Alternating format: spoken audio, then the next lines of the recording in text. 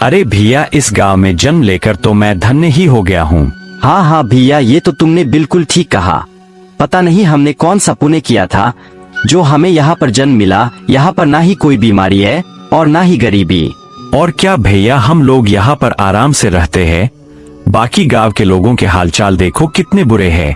अब ये तो हमें नहीं पता बाकी गांव में क्या होता है, क्योंकि कभी भी हम लोग गांव से बाहर जाते ही नहीं।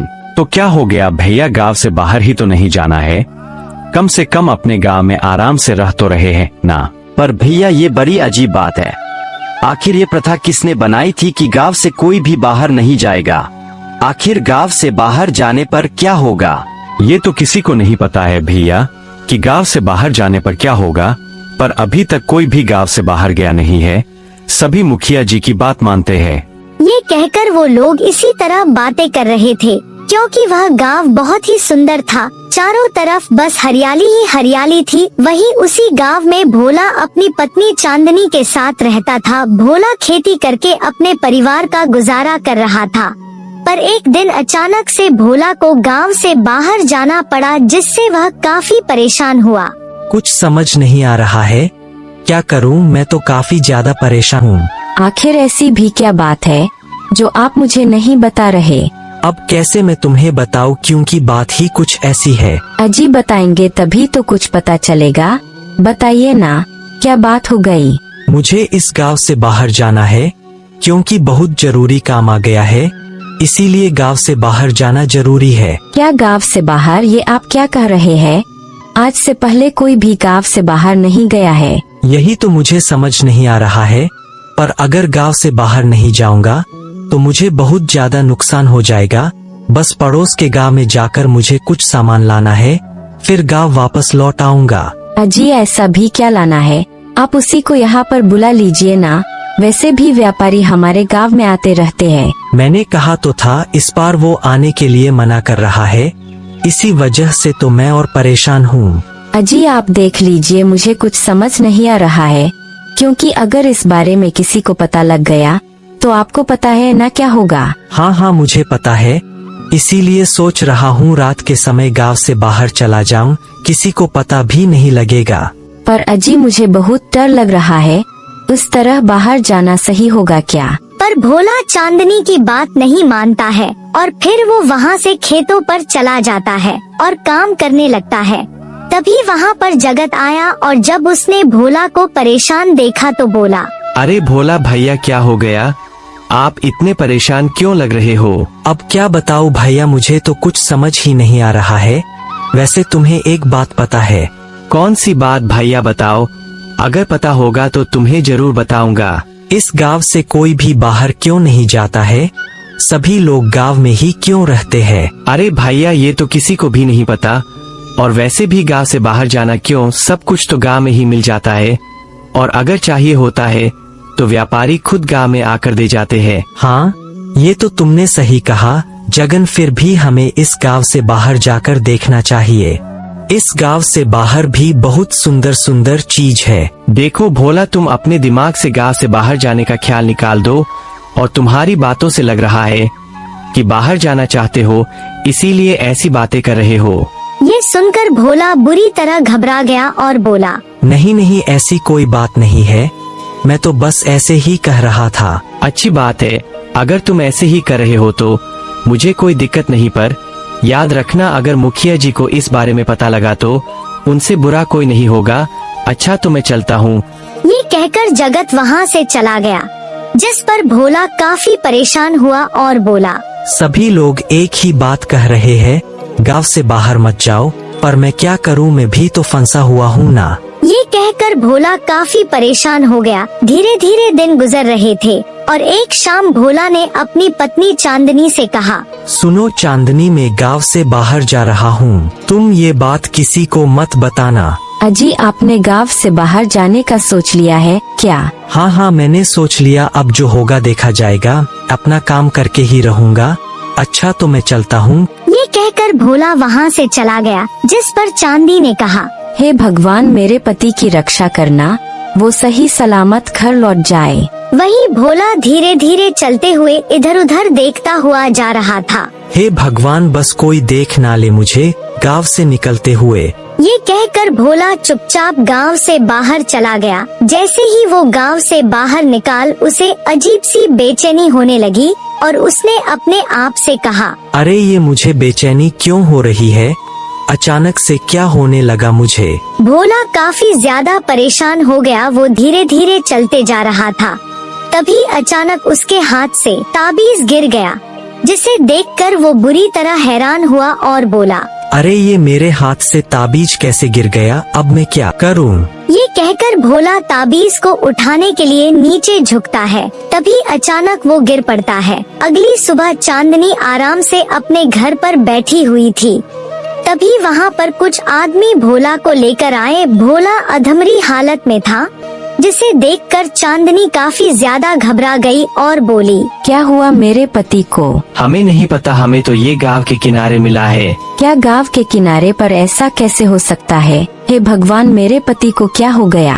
वहीं जब गांव वालों ने बोला कि ऐसी हालत देखी, तो वो भी काफी ज्यादा परेशान हो गए और बोले, अरे ये अचानक से भोला को क्या हो गया?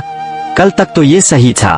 भैया मुझे नहीं पता, पर ये लोग कह रहे हैं भोला गांव के बाहर मिला है। क्या गांव के बाहर? तो इसका मतलब क्या भोला इस गांव से बाहर गया था? मुझे तो ऐसा ही लगता है, इसीलिए तो इसकी ये हालत हुई है। पर आखिर भोला ने ऐसा क्यों किया? क्या उसे पता नहीं था कोई भी गांव से बाहर नहीं जाता? उसने तो गांव का नियम तोड़ दिया। वहीं ये सब सुनकर चांदनी काफी ज्यादा दुखी हुई और जोर जोर से रोने लगी। हे भगवान, मेरे पति को क्या हो गया? अब मैं क्या करूं? ऐ भगवान, मेरी मदद कीजिए। चांदनी काफी तेज तेज से रो रही थी, जिस पर जगत ने कहा, भाभी आप शांत हो जाइए, आखिर भोला की ये हालत हुई कैसे? भाई मैं तुम्हें क्या बताऊं, इनके दिमाग में न जाने कहां से गांव से बाहर जाने का कहां से ख्याल आ गया था। मुझे तो कुछ समझ नहीं आ रहा। ये कुछ दिनों से गांव से बाहर जाना चाहते थे और कल रात गांव से बाहर चले गए। क्या गांव से बाहर चले गए तो आपने इन्हें रोका नहीं था? मैंने तो बहुत रोका, पर ये मने ही नहीं। मैं उनके हाथ में ताबीज भी बांध दी थी, पर वो ताबीज भी गायब है। लगता है अब हमें मुखिया जी के पास जाना चाहिए, क्योंकि इस समस्या का समाधान मुखिया जी ही कर सकते हैं। हाँ हाँ, आप लोग सही कर रहे हैं। आप लोग मेरे पति को लेकर मुखिया जी के पास चलिए। मैं अपने पति को खोना नहीं चाहती हूँ। इसके बाद जगत और राजू भोला को उठाकर मुखिया के घर पर आ जाते हैं।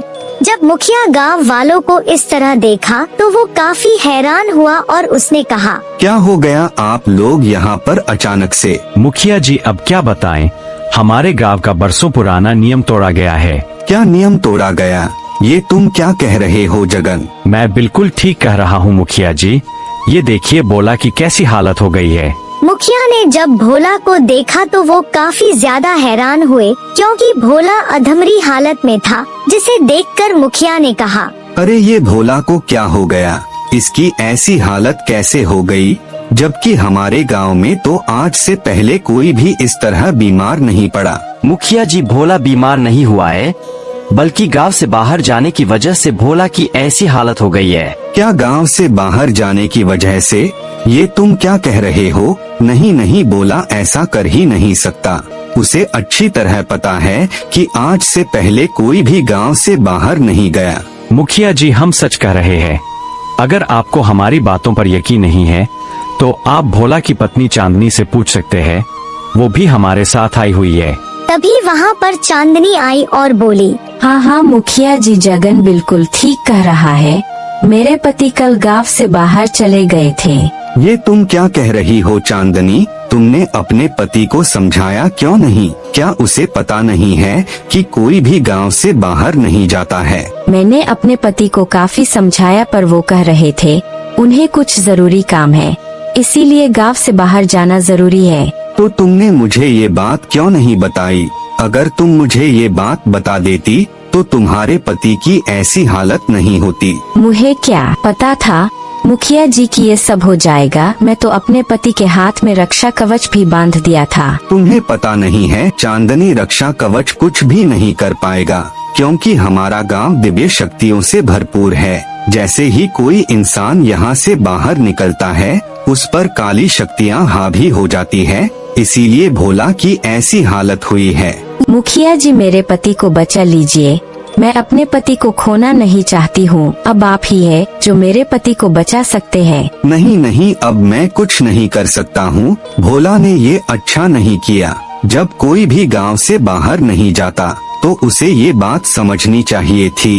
वो किससे पूछकर गांव से बाहर गया। मुखिया जी मैं मानती हूँ मेरे पति ने गलती की है, पर मैं अपने पति को खोना नहीं चाहती। आप कुछ कीजिए ना, आप तो गांव के मुखिया है, आपको तो सब कुछ पता होगा। इसका कोई ना कोई तो उपाय होगा ना। नहीं नहीं, इसका कोई उपाय नहीं है। हे भगवान, ये मैंने क्या कर दिया। अगर मैं मुखिया जी को बता दिया होता तो शायद आज ऐसा नहीं होता। अब मैं अपने पति को खो दूंगी। ये कहकर चांदनी जोर जोर से रोने लगी। चांदनी को इस तरह रोता देख मुखिया को उस पर बहुत ज्यादा तरस आया और मुखिया ने चांदनी से कहा, देखो चांदनी, तुम रो मत, इस तरह रोने से कुछ नहीं होगा। कैसे ना रो मुखिया जी, मैं अपने पति के बिना जिंदा नहीं रह सकती। अगर मेरे पति को कुछ भी हो गया तो मैं भी मर जाऊंगी। मुझे पता है तुम अपने पति से बहुत प्यार करती हो, पर एक रास्ता है। मैं तुम्हारे प्यार को देखकर तुम्हें एक रास्ता बता रहा हूँ। हाँ हाँ मुखिया जी बताइए कौन सा रास्ता है, मैं सब कुछ करने के लिए तैयार हूँ। ये सुनकर मुखिया सोच में पड़ गया और फिर उसने चांदनी से कहा, देखो ये रास्ता बड़ा ही कठिन है, क्योंकि यहाँ पर तुम्हारी जान का भी खतरा हो सकता है।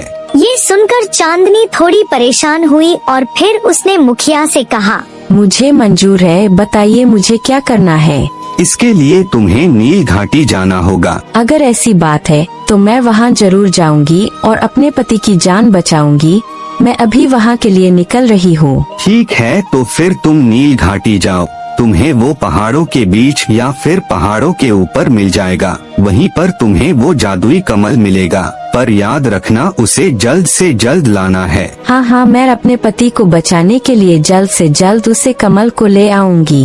ये कहकर चांदनी वहाँ से चली गई, जिस पर मुखिया अपने आप से कहता है, हे भगवान, चांदनी की रक्षा करना। वो नील घाटी के लिए जा तो रही है, पर उसे पता नहीं वहाँ पर कितना खतरा है। वही चांदनी अपने पति की जान बचाने के लिए गांव से बाहर चली गई। उसे पता था बाहर जाने पर उसकी भी जान को खतरा होगा, पर वो अपनी जान की परवाह न करते हुए पहाड़ी पर चलती जा रही थी। हे भगवान, बस किसी तरह मुझे नील घाटी मिल जाए, मैं अपने पति को बचाना चाहती हूँ। चांदनी काफी ज्यादा परेशान हो रही थी, उसे भी बेचैनी होने लगी और उसने अपने आप से कहा, ये मुझे बेचैनी क्यों हो रही है, आखिर क्या हो रहा है मेरे साथ ही। भगवान मेरी मदद कीजिए, मुझे नील घाटी मिल जाए, मुझे मेरे पति की जान बचानी है। ये कहकर वो पहाड़ी के ऊपर जाने लगती है। तभी अचानक उसे एक सुंदर सी घाटी दिखाई दी, जिसे देखकर उसने कहा, अरे ये पहाड़ों के ऊपर इतनी सुंदर घाटी, कहीं यही तो नील घाटी तो नहीं। ये कहकर वो आगे बढ़ती चली जाती है और तभी अचानक वो हैरान हो गई, क्योंकि उस घाटी की सुंदरता देखकर उसके मुंह से सिर्फ एक ही बात निकली, अरे ये घाटी कितनी सुंदर है, मुझे इसके अंदर जाना चाहिए। इसकी सुंदरता देखकर ऐसा लग रहा है जैसे मैं यहीं पर रुक जाऊं, पर मैं ऐसा नहीं कर सकती हूँ। ये कहकर वो नील घाटी के अंदर चली गई। नील घाटी में चलती जा रही थी, उसे कुछ समझ नहीं आ रहा था और वो थक हार कर एक पेड़ के नीचे बैठ जाती है। हे भगवान, मुझे तो कुछ समझ ही नहीं आ रहा, आखिर मुझे किस तरफ जाना है, कहाँ होगा वो जादू पुष्प। तभी अचानक चांदनी को किसी की आवाज सुनाई दी और उसने कहा, क्या तुम यहाँ पर खो गई हो या फिर किसी चीज की तलाश में आई हो? आवाज को सुनकर चांदनी ने पेड़ के ऊपर देखा तो वहाँ पर एक चिड़िया बैठी हुई थी। चिड़िया को देखकर चांदनी काफी हैरान हुई और बोली, क्या तुम मुझसे बात कर रही हो? हाँ हाँ, मैं ही तुमसे पूछ रही हूँ, तुम नील घाटी में आकर क्या खो गई हो जो इतना परेशान हो? नहीं नहीं, मैं यहाँ पर खोई नहीं हूँ, बल्कि यहाँ पर किसी चीज की तलाश में आई हूँ। तुम्हें किसकी तलाश है, मुझे बताओ, मैं नील घाटी को अच्छी तरह जानती हूँ। ये सुनकर चांदनी काफी ज्यादा खुश हो गई और बोली, ये तो बहुत अच्छी बात है, क्या तुम मुझे नील घाटी के पुष्प यानी कि जादुई कमल के बारे में बता सकती हो, वो कहाँ पर मिलेगा? देखो एक बार फिर सोच लो, अगर तुम वहाँ तक पहुँच भी गई तो तुम्हें वहाँ का रक्षक नीलकमल तोड़ने नहीं देगा। मुझे किसी चीज की परवाह नहीं है, बस तुम मुझे वहाँ का रास्ता बता दो, वहाँ तक ले चलो, तुम्हारा मुझ पर बहुत बड़ा उपकार होगा। चांदनी की ऐसी बातें सुनकर चिड़िया काफी ज्यादा हैरान हुई और बोली, लगता है तुम अपने पति से काफी प्रेम करती हो, इसलिए ऐसी बातें कर रही हो। ठीक है, मुझे क्या, चलो मैं तुम्हें लेकर चलती हूँ। इसके बाद चिड़िया चांदनी को अपने पीछे पीछे आने के लिए कहती है। चांदनी चिड़िया के पीछे चलती जा रही थी और काफी दूर आने पर अचानक से चिड़िया रुक गई, जिसे देखकर चांदनी हैरान हुई और बोली, क्या हो गया, तुम रुक क्यों गई? तुम्हें जिस चीज की तलाश थी वो आ गई है, वो देखो, तुम्हें सामने जो तालाब दिखाई दे रहा है ना, उसी के अंदर नील घाटी का पुष्प यानी कि नीलकमल है। पर सावधानी से, वहाँ का रक्षक तुम्हें वहाँ तक पहुँचने नहीं देगा। और अब मैं यहाँ से जाती हूँ, अगर उसे पता लग गया मैं तुम्हें रास्ता बताया तो वो मुझे भी मार डालेगा। ये कहकर चिड़िया वहाँ से चली गई।